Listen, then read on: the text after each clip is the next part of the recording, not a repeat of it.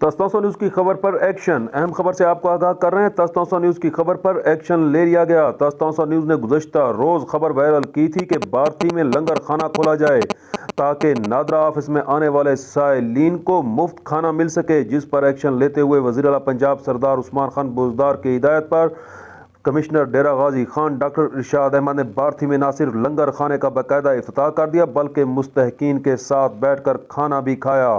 اہم خبر سے آپ کو آگاہ کر رہے ہیں۔ تستوسا نیوز کی خبر پر ایکشن لے لیا گیا۔